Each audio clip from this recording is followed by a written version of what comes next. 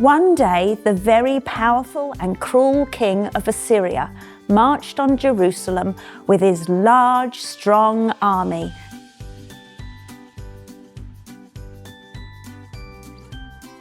Good morning, Kids Zone.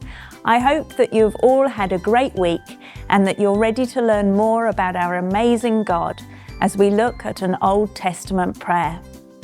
Our prayer today is an example of whoa, that's a lot of letters and they're all in the wrong order. When they're unscrambled, they are going to make up a very long word. And another word for the same thing is, now, that's much shorter. Why don't your leaders stop the video now so that you can have a go at forming both words and see what our prayer for today is an example of? Did you work it out? The two words are ask, and another word for ask is supplication. Today's Old Testament prayer was spoken because of a person's great need for help. But before we find out what the prayer said, let's have a quick history lesson. Do you all remember Moses from our Heroes of Faith series? Moses led the Israelites out of slavery in Egypt and brought them to the Promised Land. Despite all that God had done for them, the Israelites still wanted to go their own way. However, when they were attacked by their enemies, they would always call out to God and, in His faithfulness, He would send them a military leader to save them and turn the people back to Himself. These leaders were called judges. But the Israelites became really tired of the judges and insisted on having someone to rule over them, just as all the surrounding nations had. A king. First, there was Saul. He started off as a good king, with a heart for God and obeying His commands, but it didn't last long. David followed, a man after God's own heart, and then Solomon, who sought God's wisdom. But then things started to go horribly wrong. Israel split into two kingdoms, Israel in the north and Judah in the south. And both kingdoms had some really bad kings over the years, all turning their hearts and eyes away from God and His commands and leading the people astray. Eventually, though, a young man called Hezekiah inherited the kingdom of Judah. At long last, here was a king who did what was right in the eyes of the Lord, just as King David had done. Hezekiah trusted God. He was faithful to Him. He served Him, and he obeyed all God's commands, including destroying all idols.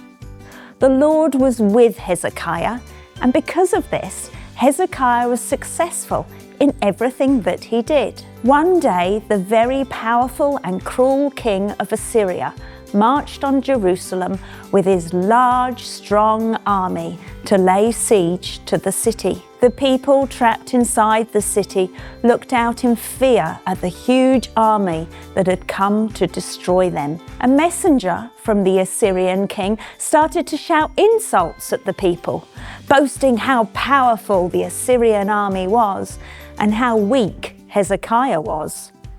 The Assyrian mocked them all and even said that God would not rescue them. King Hezekiah had ordered that everyone should remain silent, but that everything said should be written down. When Hezekiah read all the threats that the Assyrians had made and the insults against God, what do you think he did? Did he run to his wife for advice? Did he order his army commander to prepare the men for battle? Or did he stand on the walls of Jerusalem and shout insults back at the Assyrians? No. He went to the only one who could do anything about it. Hezekiah went straight up to the temple, spread the paper out before the Lord, and prayed. His prayer can be found in 2 Kings chapter 19, verses 15 to 19. Now stop the video and as a group read Hezekiah's prayer. Notice the different parts of the prayer, but particularly what Hezekiah's heart is for at the very end of his prayer. Wow, what a beautiful example of supplication or asking. First, Hezekiah worships and adores God as sovereign, and then he asks for him to intervene, to step in and save them from Assyrian power. But did you notice why he asked for that? I'm sure that Hezekiah didn't want to be captured and lose his people, but his heart was actually for God's glory and fame, for God to be known throughout all the kingdoms of the earth, more than a good outcome for himself. When we come to God and ask for something, we too can want the outcome to bring glory to God and make his name known. Recently, I've been asking God to show me a way through a really difficult situation where I really want one outcome and another person wants something completely different. But my heart's cry in all of this is that God will be glorified and that others will come to know Jesus, the full expression of God's glory, through this difficult time, even if I don't get what I want. And when we turn our hearts to wanting to glorify God in all that we do and ask for, then we start to see our own lives differently with a God's kingdom view.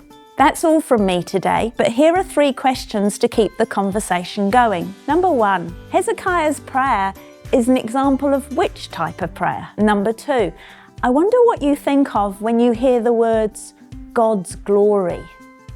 And number 3, have you ever asked for something that brought glory to God? Bye.